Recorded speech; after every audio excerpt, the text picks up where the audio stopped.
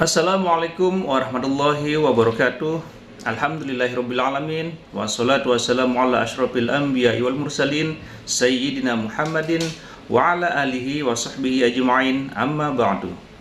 Sahabat beriman yang dimuliakan Allah, pada kesempatan yang berbahagia ini, mari sejenak kita luangkan waktu kita untuk menyimak tausiah yang penuh hikmah yang akan disampaikan oleh guru kita Al-Makrullah Kiai Haji Zainuddin MZ. Tentunya banyak sekali ilmu, hikmah, dan manfaat yang bisa kita jadikan pelajaran dalam kehidupan kita sehari-hari. Berikut ini mari langsung saja kita simak bersama isi tausiah beliau. Selamat mendengarkan. Adam itu bapak moyang kita. Dosanya satu, makan buah khuldi. Dikeluarkan dari surga. Kita dosanya banyak, kepengen masuk. Enggak nyambung. Hai Adam, dari tidak ada kamu saya adakan. Saya perintahkan tinggal di surga.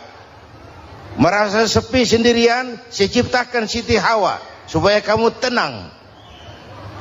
Kamu boleh nikmati semuanya. Ini boleh, itu boleh, ini boleh, itu boleh. Makan, makanlah yang kau mau.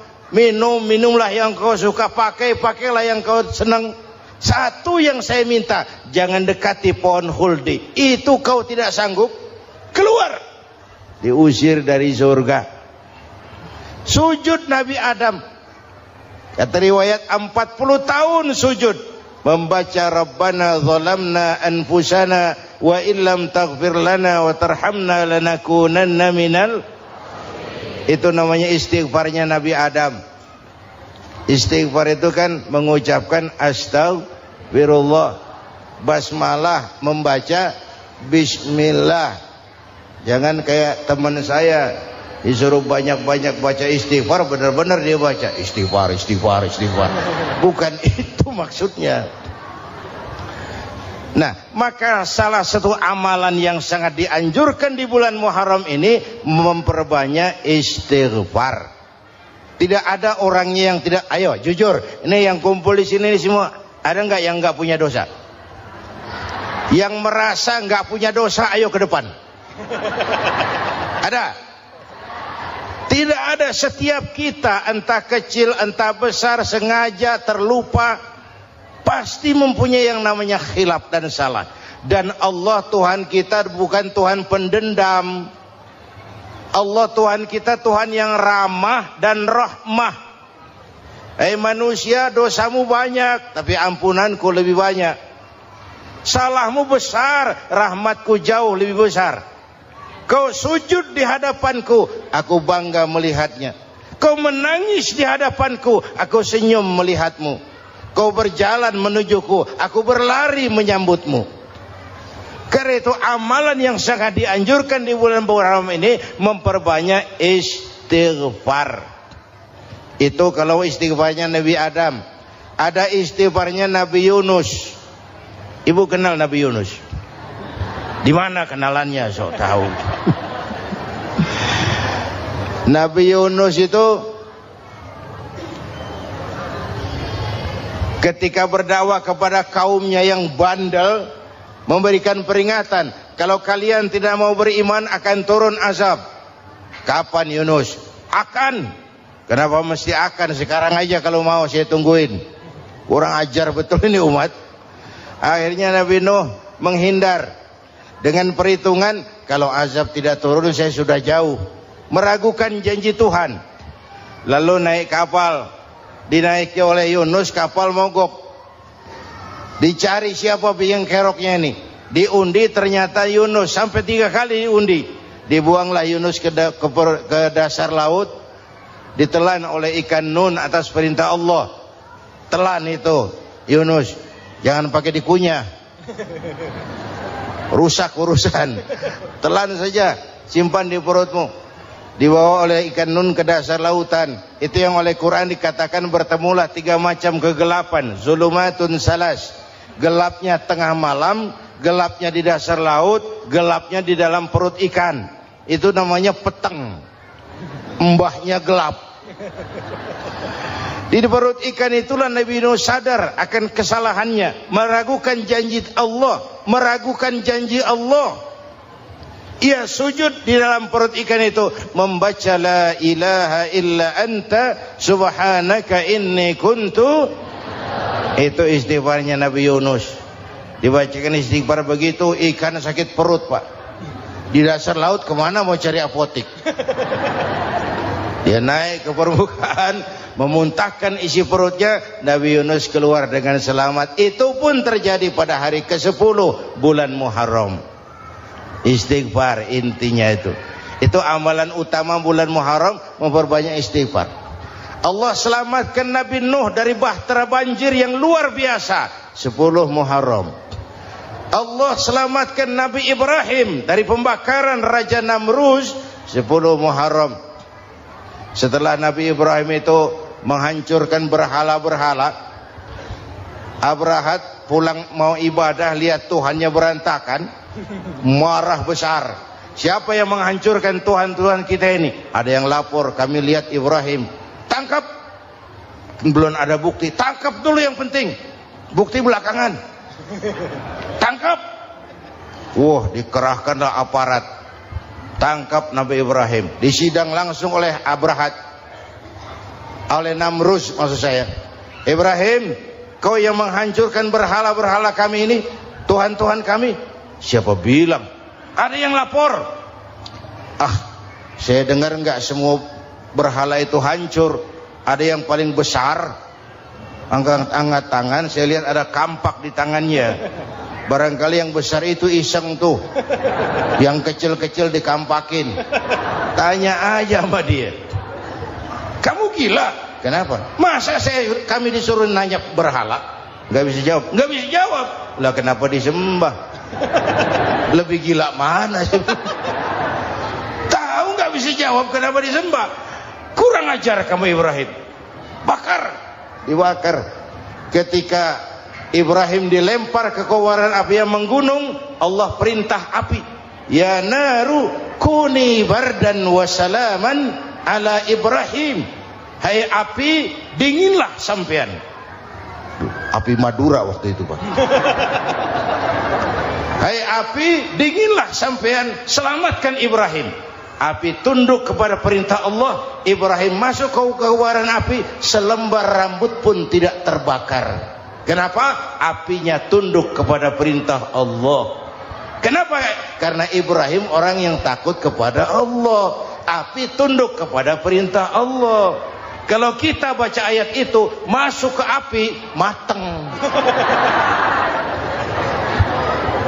Sudah hadirin yang saya muliakan, oleh karena itu selamatnya Ibrahim dari pembakaran Raja Namrud itu pun pada 10 Muharram, Yaumul Asyura, hari ke-10 dari bulan Muharram.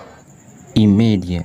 Bapak Ibu hadirin hadirat yang saya cintai, sebagian kecil tentang Nabi Adam, Nabi Ibrahim dan Nabi Yunus, tapi saya belum menceritakan tentang Nabi Nuh tadi. Mengulang kaji. Nabi Nuh salah seorang rasul yang masuk ulul azmi 5 besar.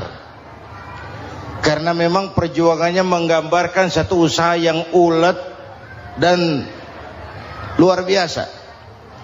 Beliau diberi umur 950 tahun. Lalu berdakwah selama 900 tahun. Sore, pagi, siang, malam, dapat pengikut tidak lebih 80 orang. Rata-rata 10 tahun satu. Kalau saya minta berhenti aja jadi nabi, Pak. Ustadz mana masih mau buka pesantren? 10 tahun buka pesantren, yang nyantri cuma 1. Pedagang mana yang masih mau dagang? 10 tahun dagang, yang beli 1. Pimpinan partai mana yang masih mau kampanye? 10 tahun buka partai, yang nyoblos 1. Bangkrut. Umatnya bandel, kurang ajar, durjana, bajingan, tengik. Umatnya Nabi Nuh ini kalau diceramahi, telinganya ditutup dengan tangannya. Nabi Nuh akhirnya rekes. Tuhan, siang malam saya berdakwah kepada umat ini. Tiap kali saya sampaikan dakwahmu, mereka tutup telinganya dengan tangannya. Alergi dengar ceramah. Apa itu ceramah? Non-profit.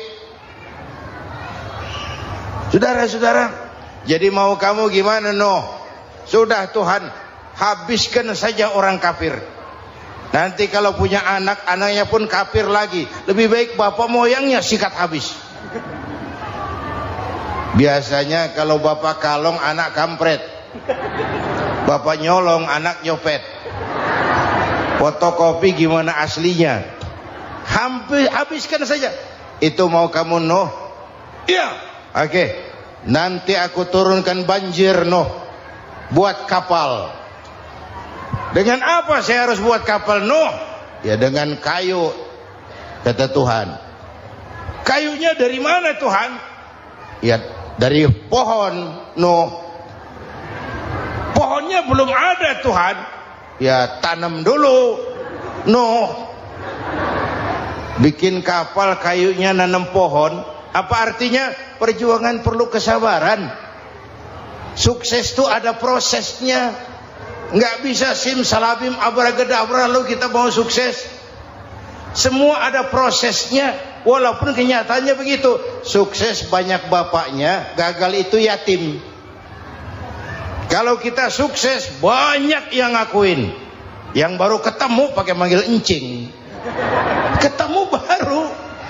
Tapi sukses banyak bapaknya. Gagal yatim, nggak ada yang mau ngakuin kalau kita gagal itu. Udah bikin kapal dengan kayu di tengah kampung, bikin kapal ini. Bayangkan di tengah kampung bikin kapal.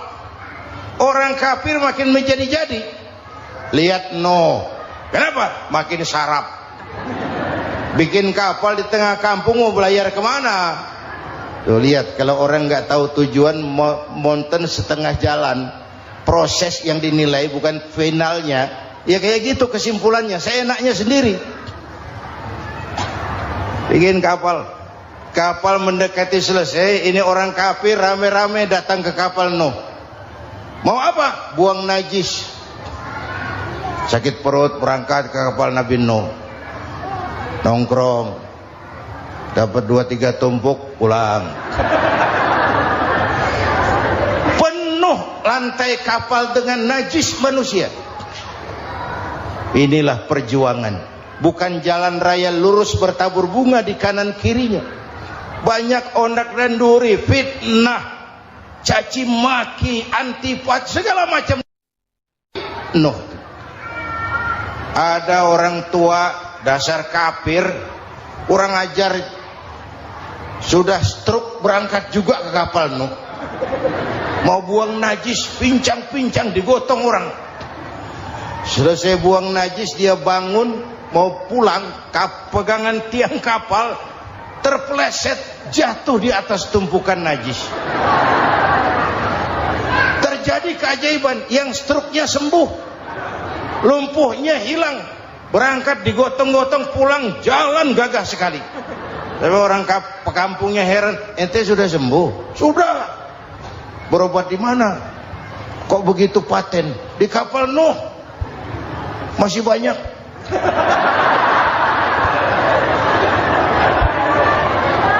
Yang berasa perlu obat bawa rantang, ambil bersih lagi geladak kapal itu. Sudah selesai Nuh? Selesai.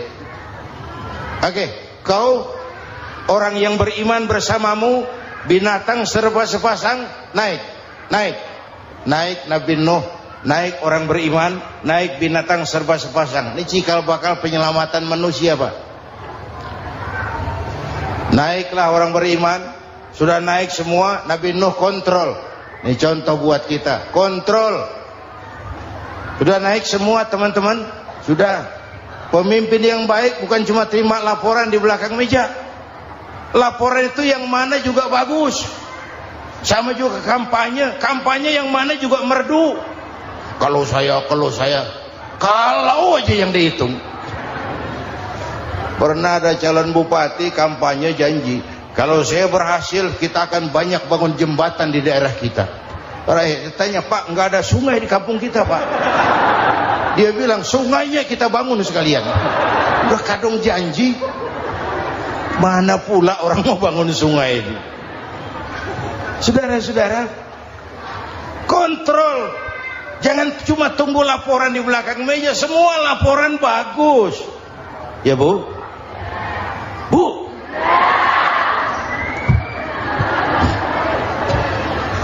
Nabi Nuh kontrol. Sudah naik semua? Sudah Nuh. Pulan bin Pulan naik. Naik Nuh. Paimin bin Tukijo naik. Kami lihat naik. Ada orang Jawa juga Kiai? Ada. Sudah kontrol. Kanan anak saya ikut nggak naik kapal? Kami tidak lihat itu Nuh. Kanan. Ini potret. Bapaknya aktif ke masjid, ibunya rajin ke majelis taklim, anaknya keleleran kemana-mana. Bukan di sini, di Prancis. Udah di sini insya Allah sama.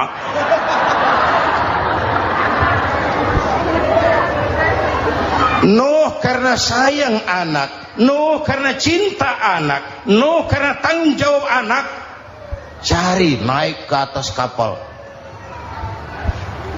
Lihat Kanan anak saya?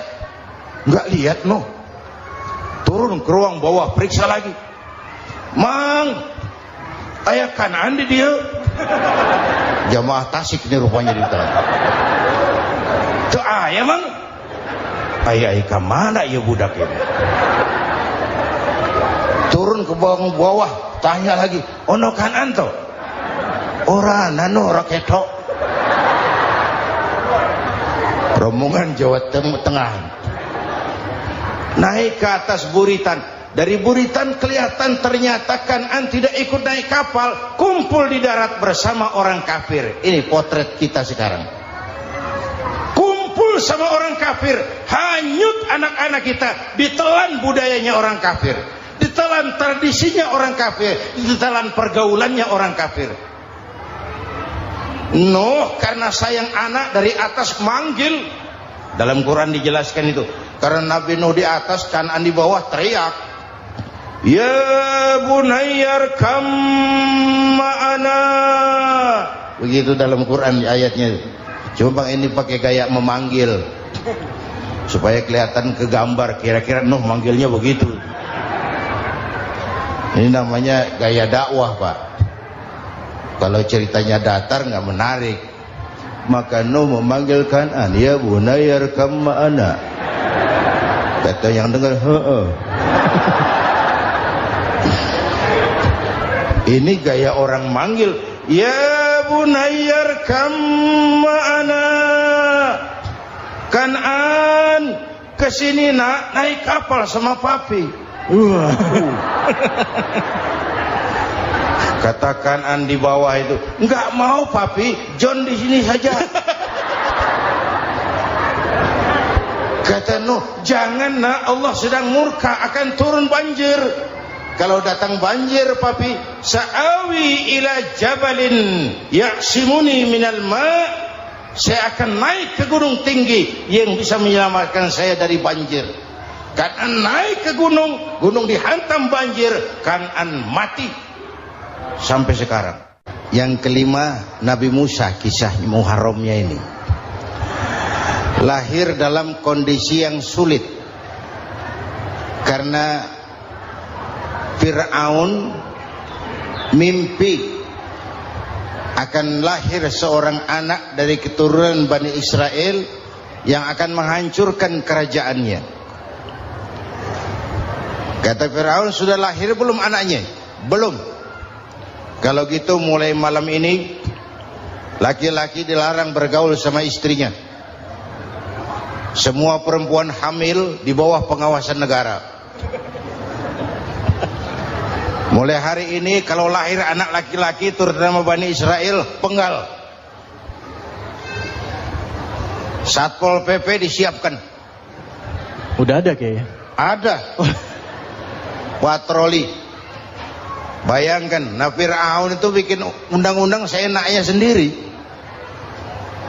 Apalagi merasa kekuasaannya dalam ancaman. Penguasa manapun kalau merasa dalam ancaman, panik. Padahal kekuasaan itu kayak harimau. Makin lama ditaiki, makin sulit turun. Kenapa? Karena macannya makin lapar.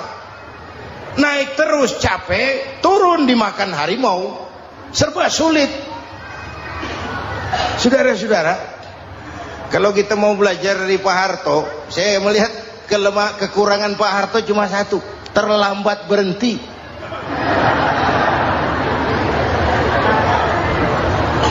Terlambat berhenti.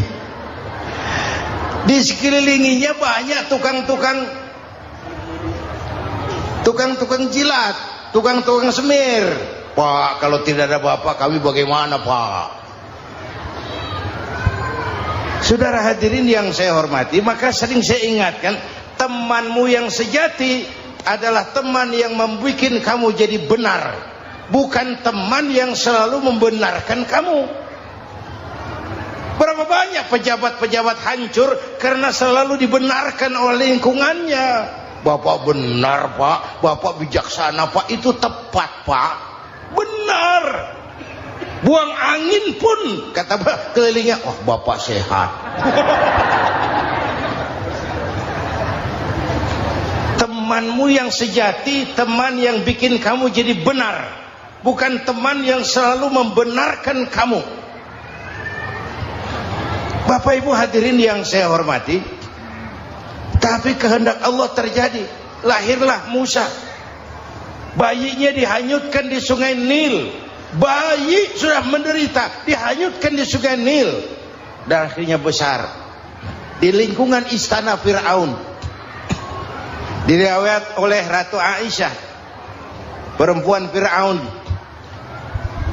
setelah mulai berjuang, terjadilah itu. Musa dan pengikutnya dikejar oleh Fir'aun. Sampai di tepi laut, Allah wahyukan Musa, lempar tongkatmu ke laut. Dalam kondisi darurat, mukjizat tiada jalan. Kondisi darurat. Kalau tidak, mukjizat itu maunya Allah, bukan maunya Nabi. Nabi nggak kuasa, Allah yang mau. Tapi hidup Nabi bukan mukjizat, manusiawi. Tidak mentang-mentang ada mukjizat tongkat, tiap sulit main tongkat, nggak usah berjuang kalau begitu. Itu darurat menyelamatkan umat. Tongkat dilempar ke laut, laut terbelah. Laut terbelah. Itu secara visualnya bisa kita lihat dalam film The Ten Commandments. Udah nonton belum? Urusan nonton kalah sama Ustadz bagaimana sih? Ten Commandments, 10 firman Tuhan. Tekniknya bagus loh. Bagaimana laut terbelah. Musa lewat, Fir'aun mengejar. Musa sampai di ujung sana, Fir'aun masih di sama tengah perjalanan. Laut nutup kembali. Laut menutup kembali, Fir'aun tenggelam. Cengap-cengap di lautan. Begitu nafas sampai di tenggorokan, Fir'aun sambil cengap-cengap itu, amantu bi Rabbi Musa wa Harun. Duh, kalau begini mah saya juga percaya sama Tuhannya Musa. Malaikat maut jengkel, goblok loh. Terlambat sekarang. Ditenggelamin terus. Modar. Musa selamat. Fir'aun mati. Jenazahnya, jasadnya terdampar di pinggir laut. Beberapa waktu kemudian ditemukan orang, dimumi, dibalsem, diawetkan. Itu sesuai janji Quran. Wa kadzalika nunajjika bi badanika litakuna liman khalfaka ayah. Kami selamatkan badan kamu agar jadi pelajaran bagi orang-orang sesudah kamu nanti. Janji Quran tepat. Janji itu 14 abad yang lalu. Jasad Fir'aun ditemukan, dimumi, diawetkan, dibalsem di bawah nama Farao Ramses II. Sekarang tersimpan di Museum Negara di Mesir. Kapan-kapan nanti ibu main ke Mesir, mampir. Naik ojek paling berapa itu? Oh, orangnya tinggi, hidungnya mancung, pokoknya pantaslah jadi Firaun. Selamatnya Musa di kejaran Firaun di ujung sana itu terjadi pada hari ke-10 bulan Muharram, yang oleh orang Nasrani diperingati dengan hari raya Paskah. Mereka melaksanakan puasa, mensyukuri nikmat keselamatan dari kejaran Firaun. Makanya kalau kita ikut puasa di bulan Muharram bukan mengikuti syariatnya Nasrani, salah. Karena Nabi mengajarkan, itu sumbernya. Bukan ikutan sama ibadahnya Israel. Tapi memang agama ini kan merupakan mata rantai. Datang Rasul baru melengkapi Rasul sebelumnya, datang Rasul baru melengkapi Rasul sebelumnya. Mata rantai yang berkaitan. Setelah Muhammad selesai, selesailah tugas Nabi dan Rasul. Selesailah misi Nabi dan Rasul. Tidak ada Nabi lagi sesudah Nabi Muhammad. Itu harga mati, titik. Gak ada kompromi. Siapapun sekarang ini nggak datang ngaku jadi Nabi, wajib tidak percaya. Wajib tidak percaya. Tapi kaitannya memang kita bilang Nasrani, orang bahasa Arab, bahasa Ibraninya Nazaret, Nasiroh, Nazaret. Itu beda dialek. Kita Daud, dia David.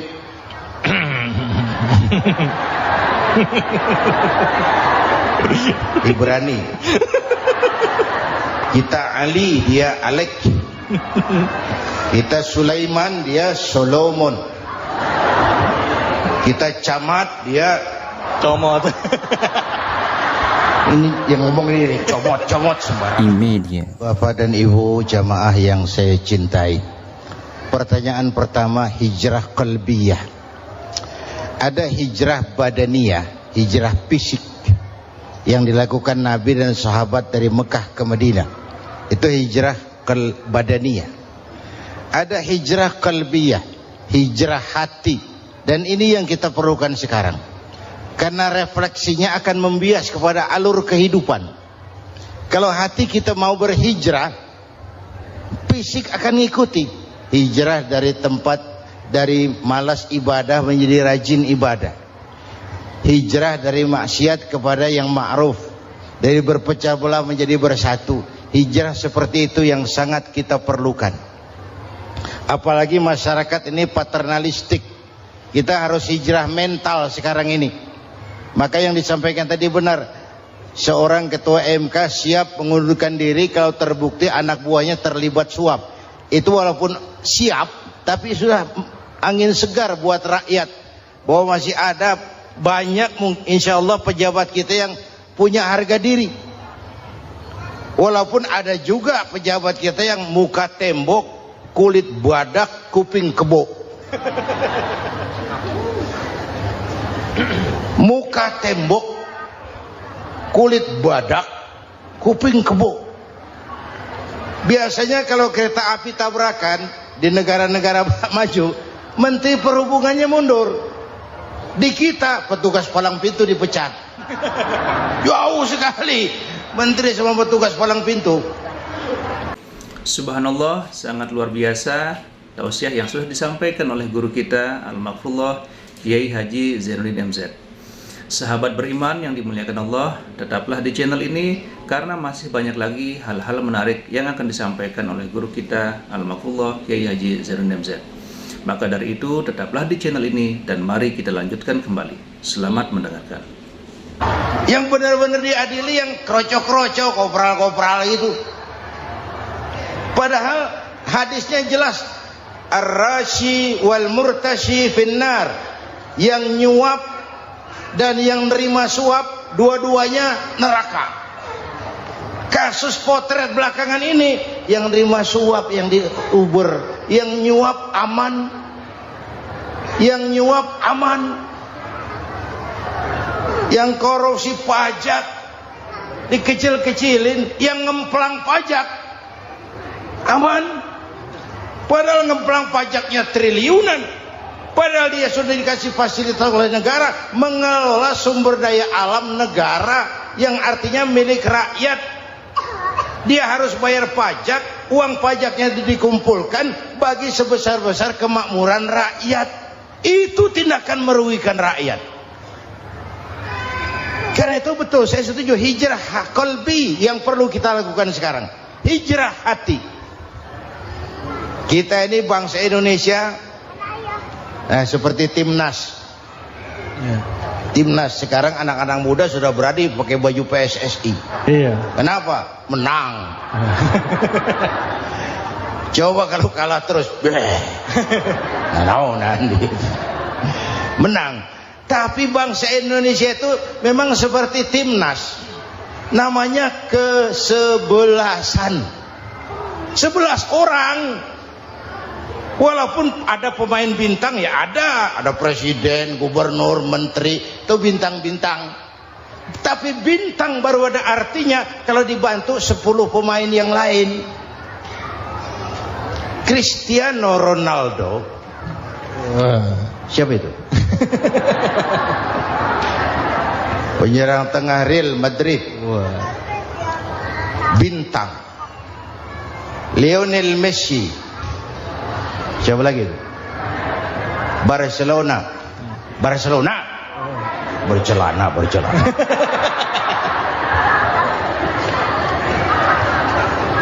Michael Rooney, bintang Manchester United. Ronaldo baru bintang, Messi baru bintang kalau ada 10 pemain yang lain. Bagaimanapun hebatnya Cristiano Ronaldo, kalau sendirian lawan satu kesebelasan, babak belur. Itulah kita, bangsa Indonesia. Kita satu kesebelasan, harus saling memperkuat. Ada bangsa kita ini yang jadi jaksa, ada yang jadi hakim, ada yang jadi polisi. Itu posisi penyerang tengah, kiri luar, kanan dalam, back, striker, kiper, posisi. Tapi sadar kita satu kesebelasan, Bung. Jangan bikin gol ke gawang sendiri. Kalau punya bola bagus, operan dong sama temannya. Yang bisa menciptakan gol, operan. Ada yang jadi pengusaha besar, bagus boleh. Punya untung besar, operan. Kasih masjid, kasih pesantren, operan. Ini kesebelasan kita kalau punya bola, pelitnya setengah mati, Pak. Nggak mau ngoper. Bawa sendiri, mending bikin gol. Enggak. Kita ini satu kesebelasan.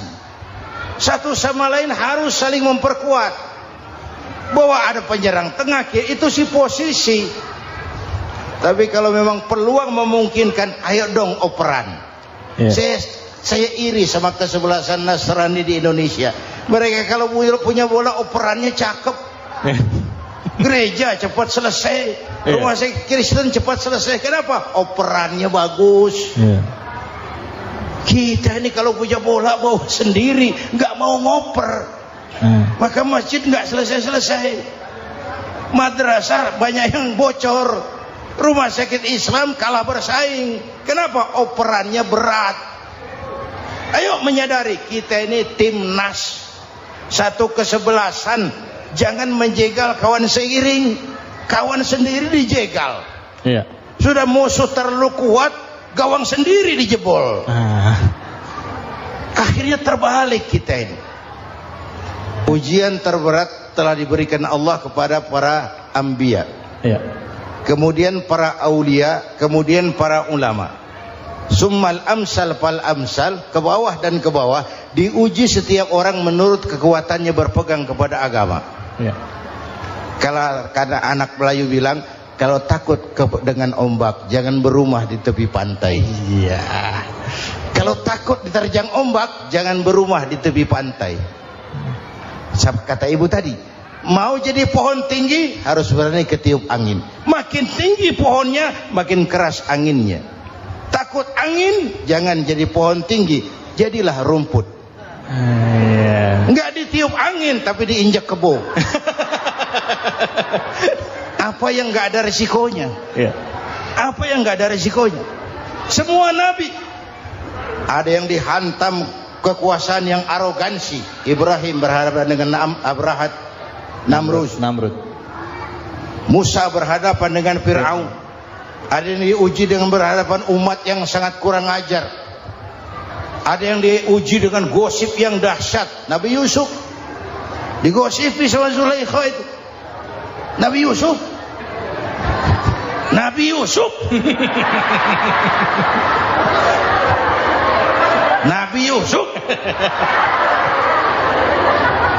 Yang namanya gosip itu kan menyebarkan keburukan orang. Kalau benar saja hukumnya ghibah. Kalau salah hukumnya fitnah. Fitnah lebih bahaya dari pembunuhan. Benarnya ghibah, salahnya fitnah. Saudara hadirin yang saya hormati, jadi resiko itu biasa. Tidak ada yang tanpa resiko. Kalau takut ombak, jangan berumah di tepi pantai. Tinggal bagaimana kita menyikapinya. Kalau kita dewasa, ini bagian ibadah saya kurang. Mungkin karena dia omongin orang, tambah pahala saya. Mungkin karena dia omongin orang, tambah pahala saya. Maka saya ngadapi gosip sepatah pun saya nggak ngomong. Saya cicing. Saya percaya masyarakat tuh punya filter. Amin. Saya percaya Tuhan tuh nggak tidur. Kemudian melahirkan kita ke alam dunia ini, secara biologis bahan kita sama. Alhamdulillahirrabbilalamin. Demikian kajian yang sangat luar biasa yang sudah disampaikan oleh guru kita Al-Maghfurullah Kiai Haji Zainuddin MZ. Tentunya banyak sekali ilmu, hikmah, dan manfaat yang bisa kita jadikan pelajaran dalam kehidupan kita sehari-hari. Sahabat beriman yang dimuliakan Allah, mari kita doakan guru kita, semoga beliau dilapangkan kuburnya dan diampuni segala dosa-dosanya. Amin ya rabbal alamin. Dan buat sahabat semua yang sudah setia menyimak tausiah ini sampai selesai, saya ucapkan terima kasih banyak. Semoga Allah Subhanahu wa taala senantiasa selalu melimpahkan segala rahmat dan karunia-Nya kepada sahabat semua. Selalu diberikan kesehatan, dimudahkan segala urusannya, dan dilancarkan rezekinya. Amin ya rabbal alamin. Sampai bertemu lagi di kajian berikutnya. Wabillahi taufiq wal hidayah, waridha wal inayah. Wassalamualaikum warahmatullahi wabarakatuh.